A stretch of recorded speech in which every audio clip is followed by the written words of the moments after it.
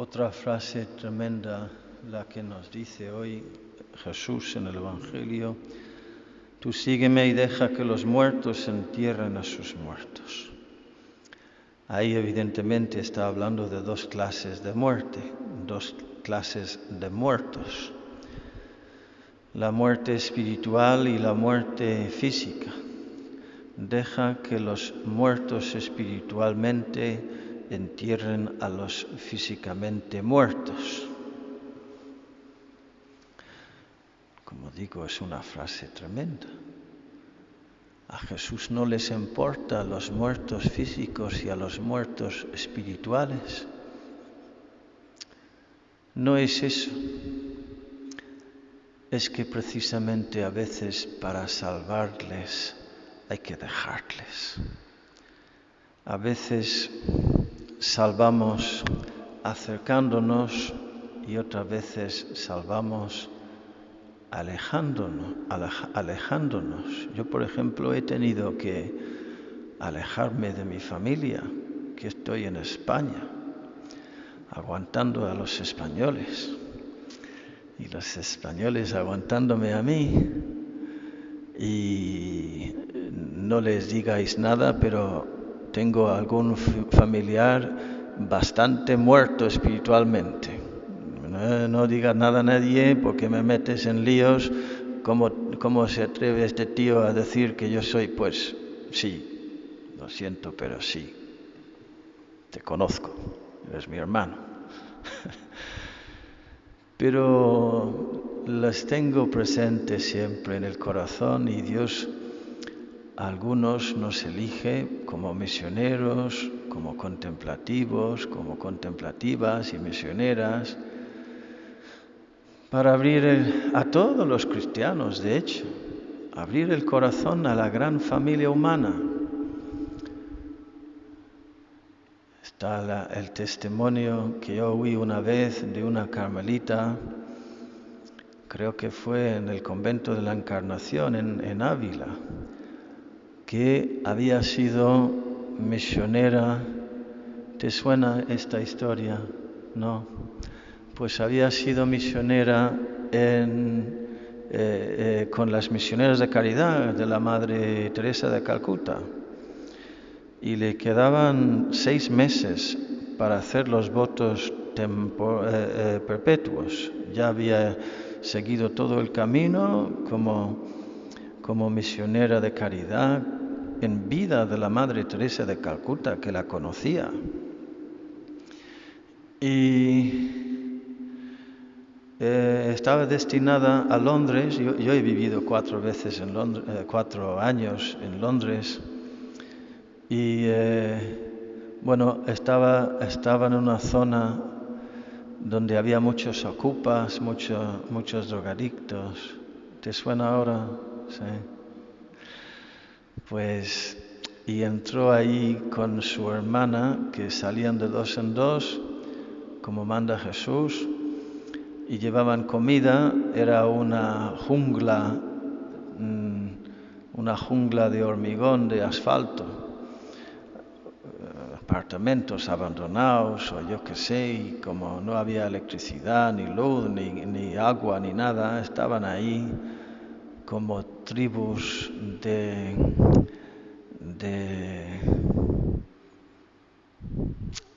los intocables, de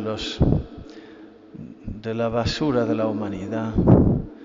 Y entraron en un apartamento donde había 2 niños de 3 y 1 año y jugando en el suelo, en el centro. No, estaban ahí jugando en un lado y el hombre estaba en el centro, la mujer estaba tumbada en un rincón, drogada, y el hombre en postura de Buda, con las piernas así, sentadito en el suelo, se estaba inyectando. Y ella experimentó pues ese movimiento interior de angustia, de horror, de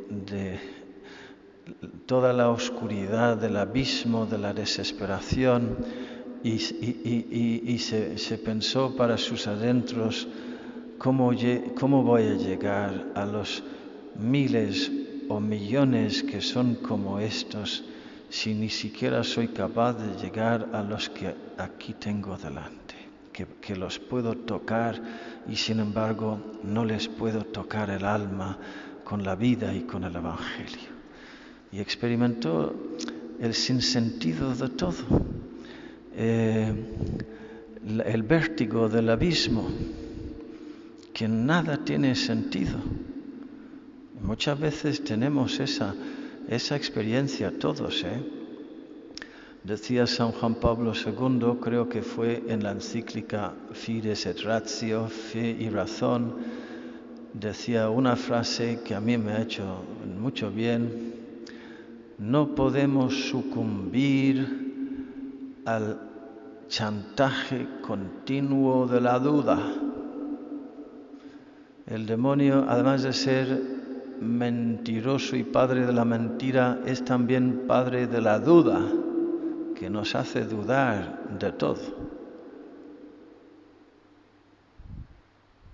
Hasta de la existencia de Él nos hace dudar el tío.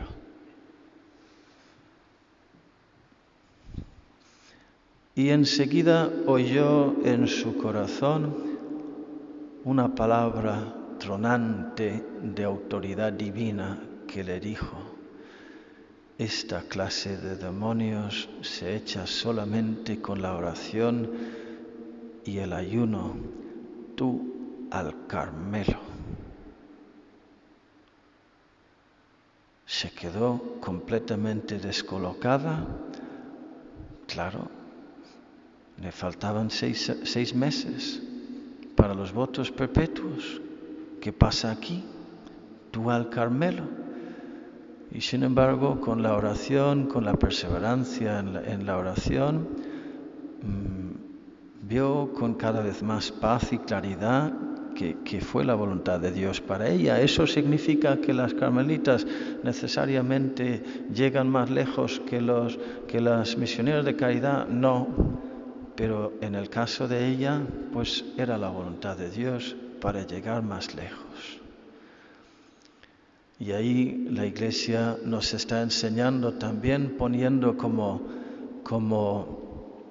patrones de las misiones y de los misioneros al jesuita misionero dinámico, móvil, San Francisco Javier, y a la carmelita contemplativa encerrada en el convento.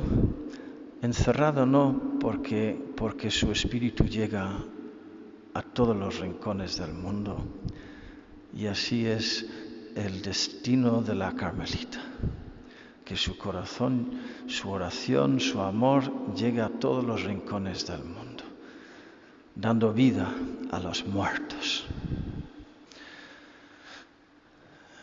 Entró en el Carmelo y allí es donde yo, a través de la reja, oyó su testimonio hace muchos años. Y tenía una carta de Santa la Madre Teresa de Calcuta, dispensándola de sus votos y encomendando a las misioneras de caridad a sus oraciones en el Carmelo.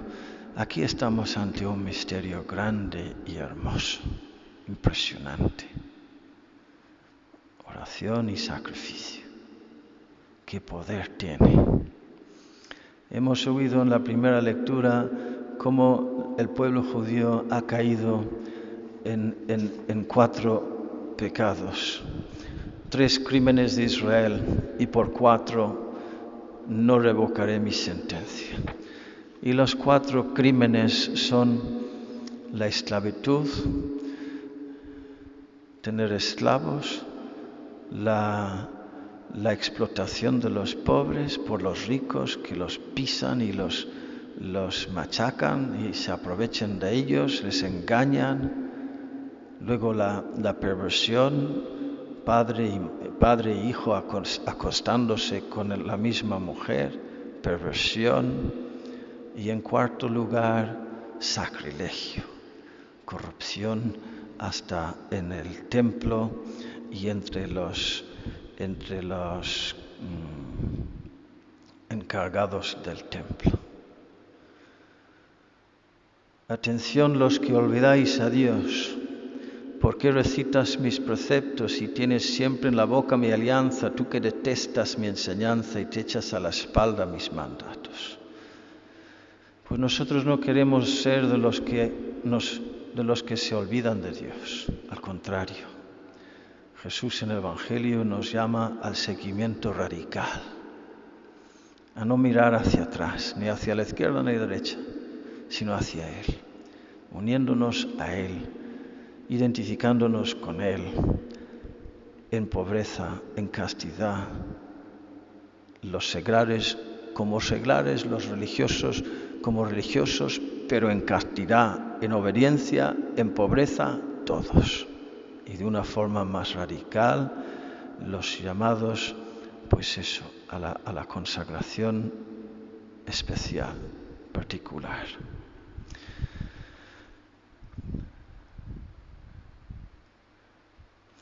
Ayer hemos visto en el Evangelio paralelo cómo Jesús decía, toma la decisión de ir a Jerusalén. Y ahí también hemos oído estas frases de las zorras que no tienen madrigueras y los pájaros nidos, pero el Hijo del Hombre no tiene donde reclinar la cabeza. Señor, déjame ir primero a enterrar a mi padre, tú sígueme, etc. Eso lo hemos oído en la misa de ayer domingo. Lo que pasa es que esa frase que traducen Jesús tomó la decisión de ir a Jerusalén, en el griego original de San Lucas dice to prosopon esterisen, que no significa tomó la decisión. Eso es una traducción, pero la traducción literal es endureció el rostro. Jesús endureció el rostro y empezó la subida a Jerusalén. Y esa expresión muy visual de Jesús endureciéndose el rostro, no el corazón, el rostro, sí nos está hablando de decisión, determinación, de firmeza, de reciedumbre, porque Jesús camina hacia la cruz y Él lo sabe para dar la vida. Y eso exige de nosotros los cristianos pues lo que Él llama sal, empeño, determinación, firmeza, capacidad de sufrir por amor. Y nuestra Madre nos acompaña en ese camino, con su ternura, con su consuelo, con su cariño. Y Jesús también con su ternura y con su consuelo y su cariño, que nos hace pues recios y capaces de sufrir por amor y dar la vida y de dar frutos abundantes. Que así sea.